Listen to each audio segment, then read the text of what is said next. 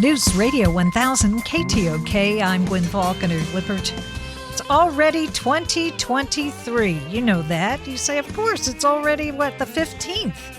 But it's time for us to get an update on all of the turnpike projects that the Oklahoma Transportation Authority and the Oklahoma Turnpike Authority have up their sleeve.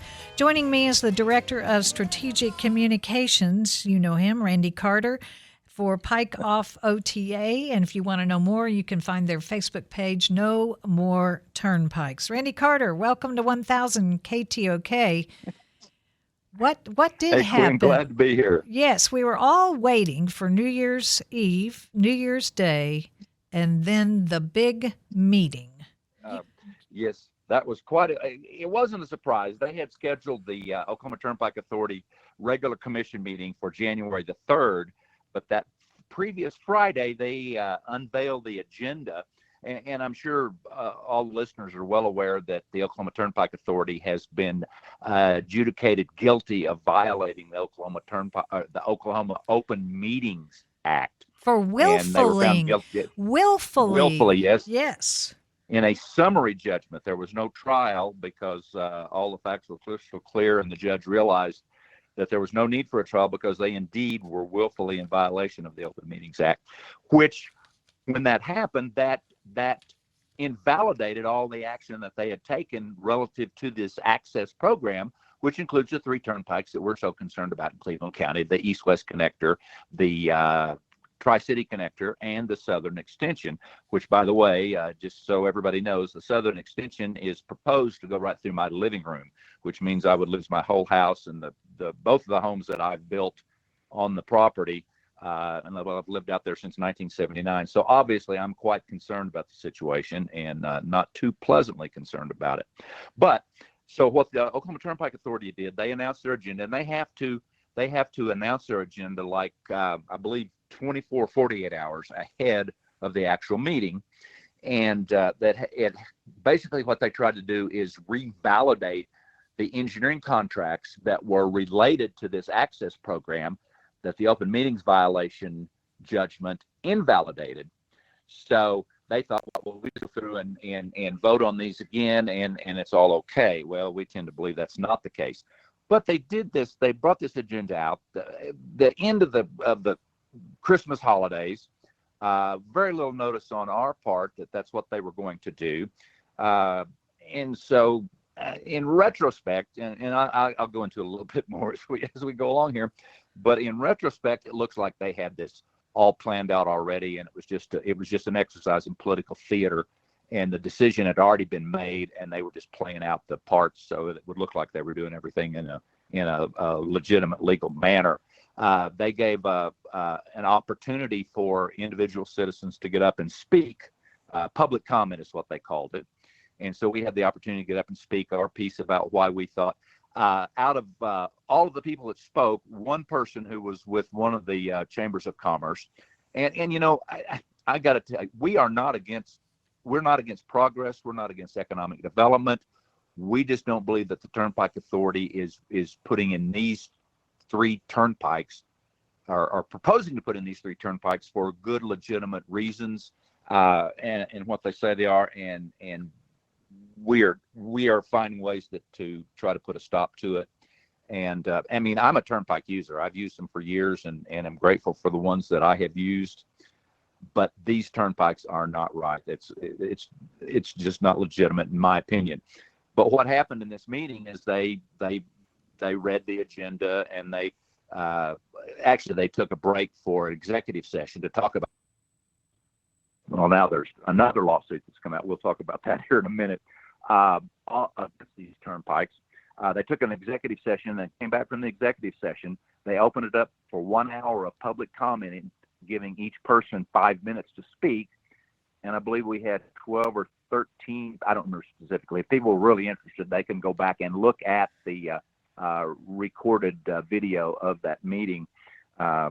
Anyway, only one person out of all of them. Where is that posted for people that would? I believe the website is called PikePass, PikePass.com.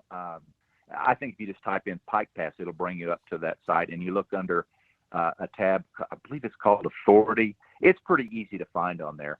And I apologize. I am not positive where exactly that is so that you can find that, but I know I've seen them, and they are available. Maybe one of my Turnpike cohorts that are listening might text me that exact information how to find that, and we can get it on before we go off the air. That'd be great. But they gave us 5 minutes each to get up and speak. At the end of that period, they went down, and then one of the lawyers that, in fact, they've had to hire a number of outside legal firms to, or a legal firm to take care of this litigation that's been filed against them, spoke a little bit and tried to sound like it was justifiable to go ahead and vote on these things again. They went down the agenda and voted yay, rubber stamped everything. In fact, we've done research and found out that I don't remember, I think it's the last 2 or 3 years, in over 2,000 votes cast by the Turnpike Authority, there has never been a single no vote. They just come in and rubber stamp exactly what the Turnpike Authority staff tells them that they should do. And that's exactly what they did during this meeting, is they revalidated those. Well, they attempted to revalidate that. We have issued that that's not exactly legal that they did, but that's what they think they've done. And they are. And the reason this was so important was they had let, if you will, if that's the right word, contracts with engineers and have spent, hundreds of thousands of dollars. Oh, no, millions. To start the engineering plans for these turnpikes, correct?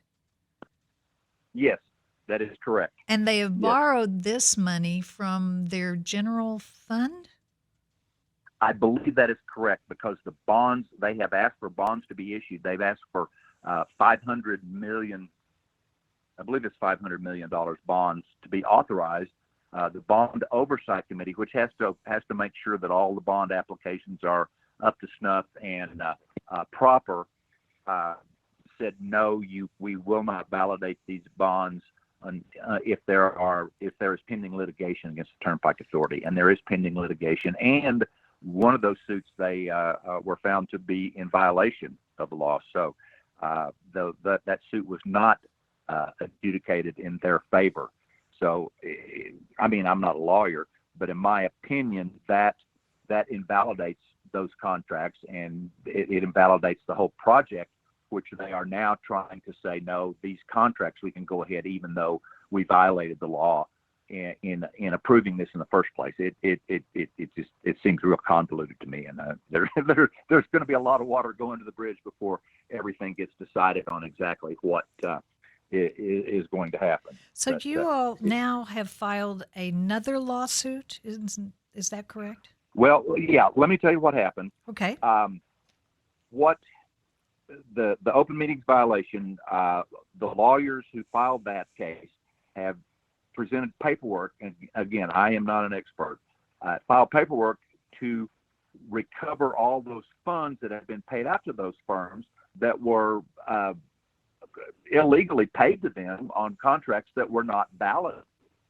So the Turnpike Authority, I believe a letter of demand was sent a week ago Friday, and because they did not respond in a favorable manner, that they would insist that the Turnpike Authority would insist that money be returned to them.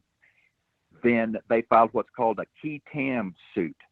And qui tam is Latin, and it stands for about the whole Latin I know is quo vadis. But what a qui tam suit is, the translation, it means there's a lot more words besides the qui tam, but it means who sues on behalf of the king. So basically, what's happened, I believe there has to be at least 100 plaintiffs, and I think we have way more than 100 plaintiffs on this lawsuit, are filing suit to insist that those funds are recovered from those firms that they were paid to on contracts that were not valid.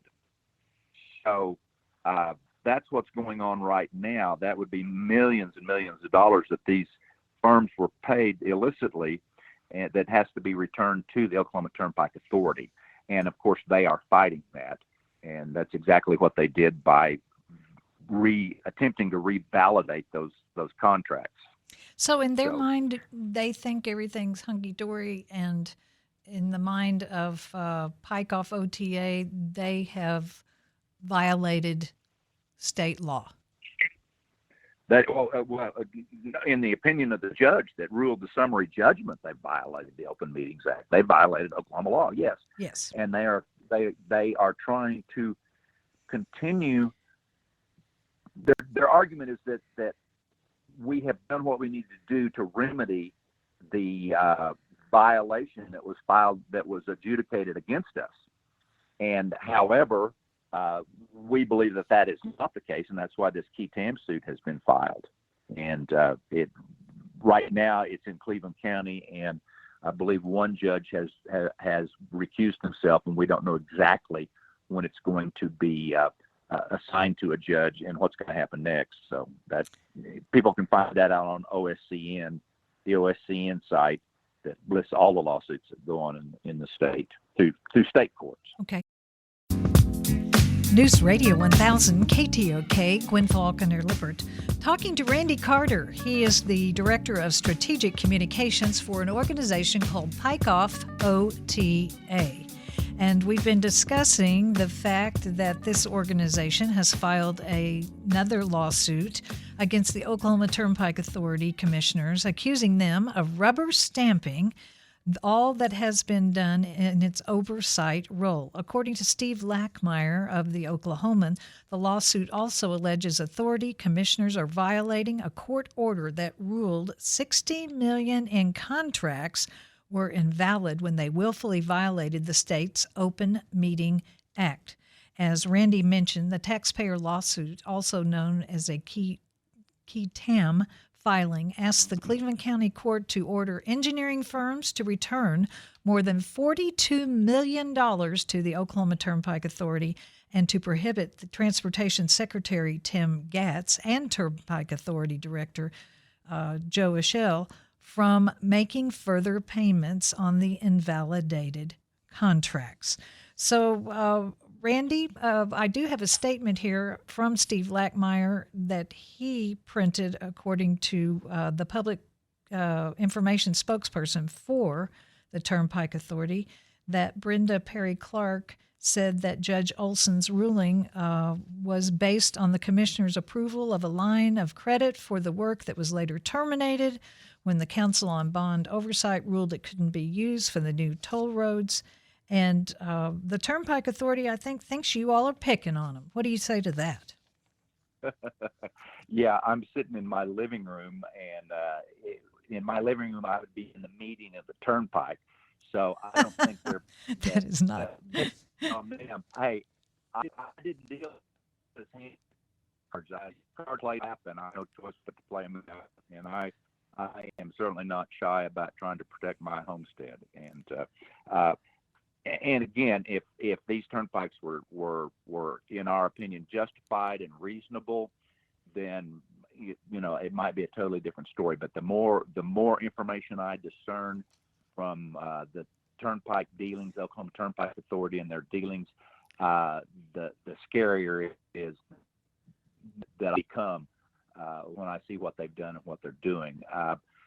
In my opinion, one of the main reasons they're trying to issue bonds on these three new turnpike legs is to pay off the bonds that are coming due in 2023 that their regular toll revenues don't pay off.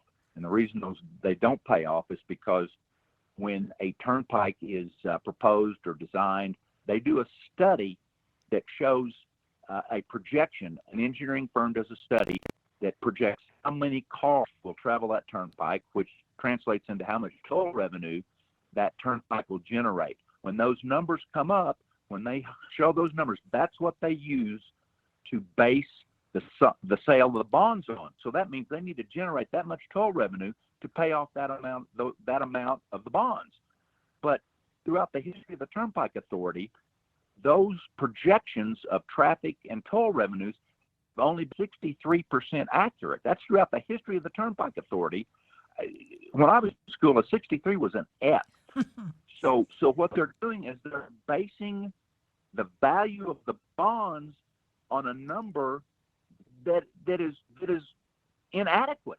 They're just kicking the can down the road, and so they're using these bonds. This is just my opinion, but they are using new bonds that they're trying to issue to pay off the bonds that they can't pay off through regular toll revenues, and they're claiming it's for new turnpikes, which actually the main reason, in my opinion, is because they can't pay off what they owe now. They're just kicking the can down the road. I don't know the definition of a Ponzi scheme, but I've actually had a couple of legislators ask me or comment that that sounds like a Ponzi scheme to me. Some of the people in our group that have done some research, quite extensive financial research, believe it's what's called a scoop and toss, which means they scoop up this debt and they toss it down the road, and basically for future generations to pay for. Because right now we're trying to pay for the bonds that they can't pay off now. Only 3, from our research, we've discovered that only 3 of the existing 11 turnpikes generate enough toll revenue to pay their own way. And we've also seen that their reserve maintenance fund at an all-time, or at as low as it's ever been since the 2008 crash. I believe that is the correct number. So we don't know what's well. It seems pretty obvious that we do know what's going on. That the reason they want these new turnpikes is to generate more bond money to pay off the bonds they can't pay off now, which means that these bonds are likely not to be able to pay themselves off when they come due. And also looking at their financial research, we've seen some evidence that shows they have been making bond deals that have a very low principal payment initially, and then there's a big balloon payment later on down the line. Again, I'm not a financial expert, but that appears to me to be not very sound financial process. If it's like you go out and buy a car, you don't have to pay anything for 3 years, and then all of a sudden the whole amount is due on the 4th year. I probably would be in trouble with that kind of financial planning. I'm talking to Randy Carter. Randy, I need to pause for an update from Fox News, and we will continue more about Access Oklahoma, the turnpike projects that will be uprooting 600 families in Cleveland County. You're listening to 1000 KTOK. Perhaps you have heard of the project. It is called Access Oklahoma. It has been designed by the Oklahoma Transportation Authority in conjunction with the Oklahoma Turnpike Authority to put several new turnpikes, 3 specifically, through Cleveland County. There has been quite a bit of controversy because the Turnpike Authority last January and February said they had chosen the route and it was all on its way, but had never notified any of the families or property owners involved with this. And so it goes. It's been continuing on.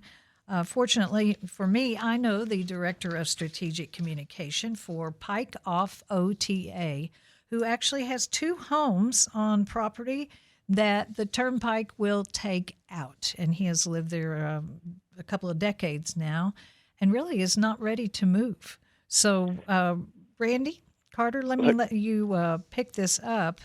Well, Gwen, go ahead. But please don't say they're going to take my home. They are proposing to take our homes, and we are doing everything we can legitimately, morally, and ethically that we can do to stop this property devastation. It's a Category 5 devastation to this well over 600 properties in Cleveland County. Well, and I don't understand how they could have done all this and not told anyone. I mean, they were just doing this. You did an excellent job before the news of explaining that it appears that the Oklahoma Turnpike Authority funds its turnpikes, the old bond payments, by funding new turnpikes to get new money to pay for the old bond payments.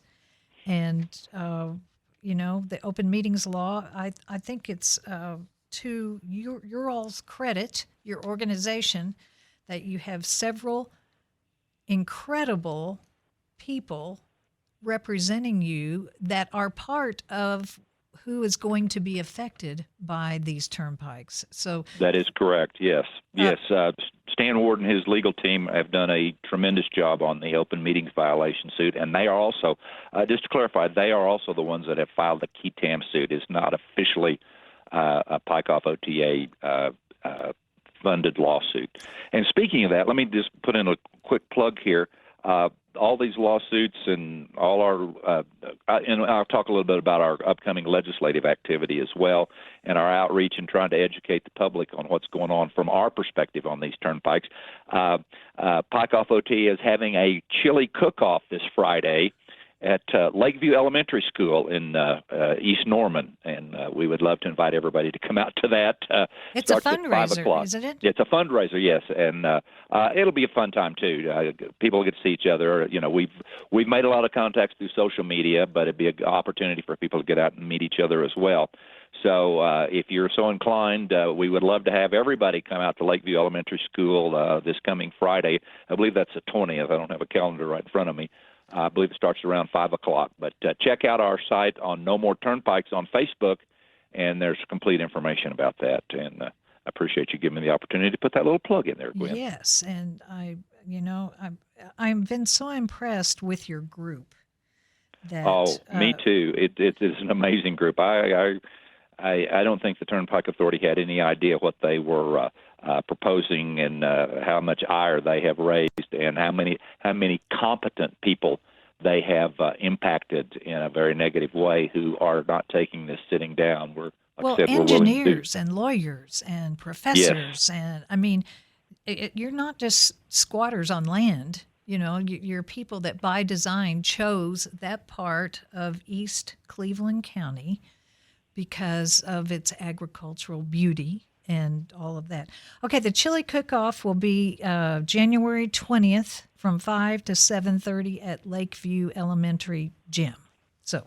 Yes, that is correct. Thank you for getting that exact information for me. Gwen, I don't know whether your listeners are well aware of it, but this is. I have not had the opportunity to visit you in the studio this time. I'm out in Colorado with the Oklahoma City Ski Club. We are on a ski trip to Wolf Creek, and we had some great conditions today.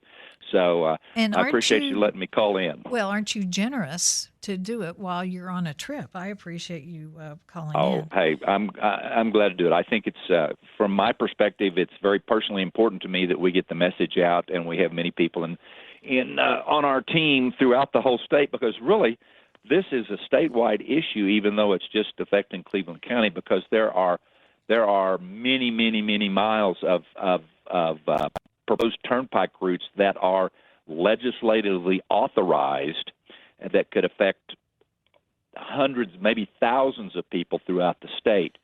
So, and that information is available. We have a map on our pikeoffota.com page that shows those potential turnpikes that could be built.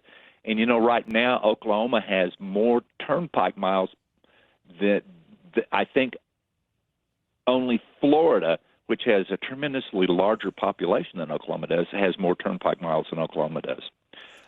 It's going to get real expensive for people to drive around Oklahoma if we allow these 3 turnpikes to come through. Well, and, you know, this is out of the scope of this, except it is a turnpike. Access Oklahoma is a project of all the turnpikes we're talking about, specifically the ones in Cleveland County.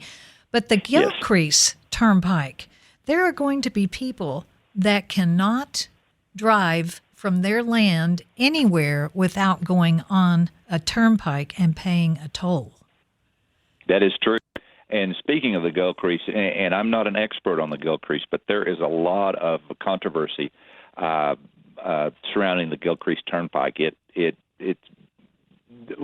We're working on investigating that a little bit more too. The way it has been funded is a little bit unusual.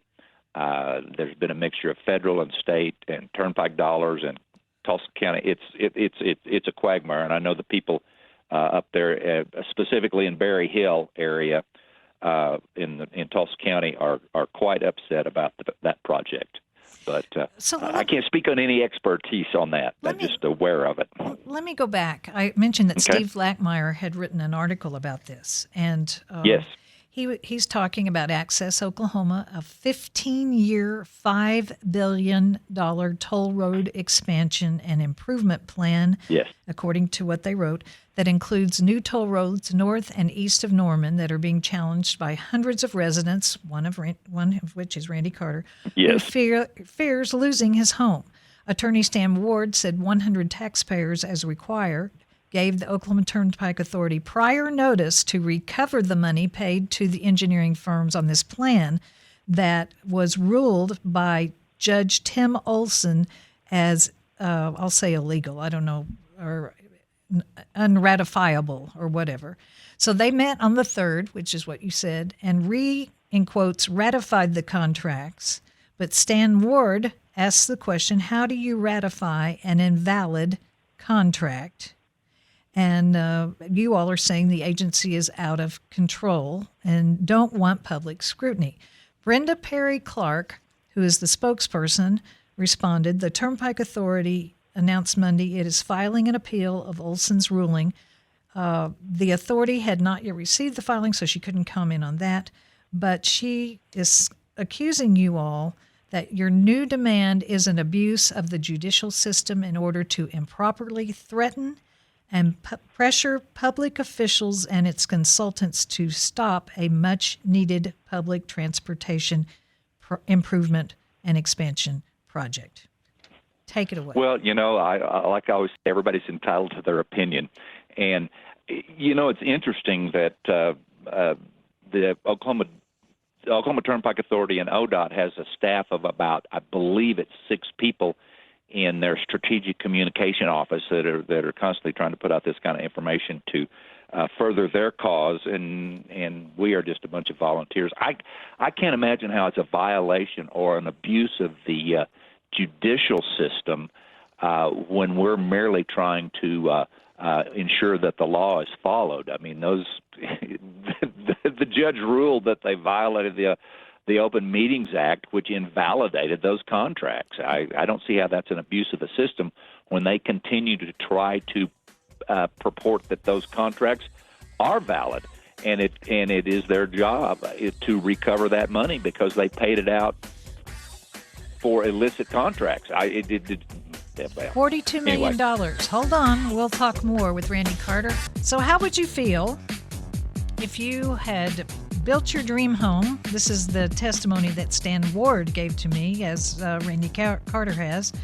And then one day you read the front page of the paper and it says they're going to be building a turnpike right through your living room.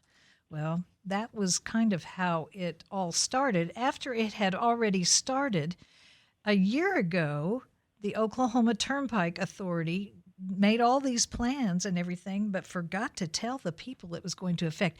Hey, Randy, you started to touch on this a while ago, that when they did the Kickapoo Turnpike or whatever, the mayors of those areas were for it, whatever were for it. And the people that were affected directly, not the chambers of commerce, but the people whose property they were taking by eminent domain. Now, yes, they paid for it, but they took it. They lost their property in their minds. So Yes. What's next for you all? Well, one of the things that we are working on, the one caveat is that any turnpike has to be authorized by the Oklahoma State Legislature, and so to that point, we are working on lobbying efforts. And again, I'm not a registered lobbyist. I am certainly a concerned citizen. But just a little aside here, Gwen, you know where the term lobbying came from? No. When Ulysses S. Grant was president, they were remodeling the White House, and he lived in a hotel across the street. So whenever anybody wanted to come and talk to him about anything to do with the government, they had to wait in the lobby. So that is where the term lobbying came from. So anyway, back on the subject here. We are preparing to extensively lobby the legislature on various bills that we think we will be able to rein in some control over the Turnpike Authority. Now, didn't the Turnpike Authority claim that they already had legislative approval for these projects? Well, that is exactly what is pending before the state Supreme Court right now, and that was the contention of the lawsuit that was filed by Pike off OTA specifically, was that the three Turnpike legs and two of them for one reason and the third one for a different reason are not legislatively authorized, and that suit has been at this point it is before the state Supreme Court, and we have not heard anything on that yet. However, interestingly enough, the Bond Oversight Council, who conditionally approved the almost $500 million bonds that the Turnpike Authority wanted to authorize, and the Bond Council said, no, you can't do that until a number of things happen. One, it gets authorized by the state Supreme Court, that the cases filed against the Turnpike Authority are adjudicated in favor of the Turnpike Authority, which obviously the Open Meetings Act violation has been ruled against the Turnpike Authority. And of course, like you said, they have announced that they're going to appeal it. We haven't seen any. I personally haven't seen any filings that are available that they have actually filed the appeal paperwork. And again, like I said, I'm not a lawyer. And to this date, there's still no environmental study about the watershed of Lake Thunderbird. And not that we're aware of. And they, in fact, I believe that's one of the reasons. It's our contention that's one of the reasons why they are trying to do this as a turnpike, is because they are not taking any federal money. However, there was federal money involved in the Gilcrease. That's where that area seems a little shady to us. Anyway, if they don't take federal money, they are not required to do the extensive environmental studies that they are required to do if they do take federal money. Now, would you please get a law passed through the legislature that they do environmental studies on behalf of the people of our state? Well, and it's especially sensitive in the Lake Thunderbird area. Lake Thunderbird is already considered an impaired lake, yes, at this point.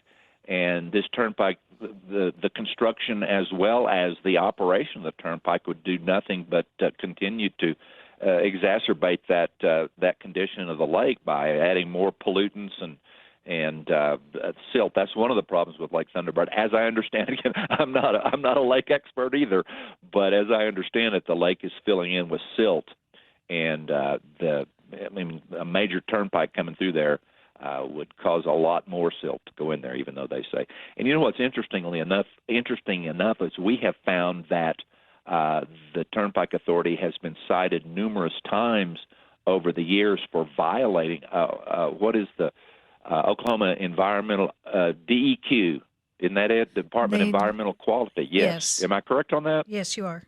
Yeah, they have been cited numerous times for causing environmental problems, and yet we can find no evidence that they've done anything to mitigate that. And the DEQ has no teeth in their regulations to go after the Turnpike Authority. Again, as we understand it, to enforce them or to force them to take corrective action. So, based on their track record, what we've been able to see, that doesn't bode well for the possibility of them coming through the Lake Thunderbird watershed. And Lake Thunderbird supplies water to Norman, Del City, and Midwest City. It's a major water source. So we're quite concerned about that. Well, I am so impressed. It appears that Pike off OTA has left no rose rock unturned, because it's also the rose rock sanctuary that you're going to be tearing up. Yes. I mean, that you all are coming at it from multiple angles, which is, if you're going to defeat it, that's what's going to have to be done. Well, and I want to make this clear, and I might have said this earlier, but we're not opposed to economic development. We're not opposed to progress. We're not opposed to infrastructure. It's just these particular turnpikes make no sense. They make no environmental sense. We've seen the studies that they're using to justify on traffic are decades old. There's been a lot of water going to the bridge since then, and it's just old. It's old information. We don't believe it's accurate at all. And one of the things that they've claimed is that it's for increased safety on I-35. But we have discovered that through our research that the number the Turnpike Authority has been touting as the number of accidents per day, we can't find those numbers anywhere. In fact, I believe they have said there are 5 accidents a day on that stretch of I-35. We can't find evidence that shows any more than 0.3 accidents per day. That's quite a bit of difference in numbers if they're using that number to justify that safety is the issue. Yes. It just doesn't make sense to me. Well, let's remind everyone you're having a fundraiser. Yes, chili cook-off. Friday night. Lakeview Elementary School. Friday night, 5 to 7:30? Yes. And Lakeview is on northeast 108th Street. And Lakeview, it's called Lakeview because it is in the watershed of Lake Thunderbird. I love it. And people can come and pay a bunch of money. No, they can donate a bunch of money. And yes, we're having items for a silent auction. Also, I think chili bowl is $10, and kids I believe are $5. But the money's going to Pike Off OTA to continue our outreach, to aid with the lawsuits, to increase public information, and also for our efforts to contact our legislators and try to make some positive action on our cause to fight these Category 5, the Category 5 devastation that these turnpikes are proposed to cause. $10 adult, 8 kids gets you a tasting sample from all chili entries and 1 bowl of chili of your choice, drink and dessert included. Cash and credit card accepted at the door. Okay, that's the 20th from 5 to 7:30. Randy Carter, Director of Strategic Communications, thank you so much for your time on a Sunday night. And, Gwyn, my pleasure. As always. Keep me posted. I will. Thank you. Thank you.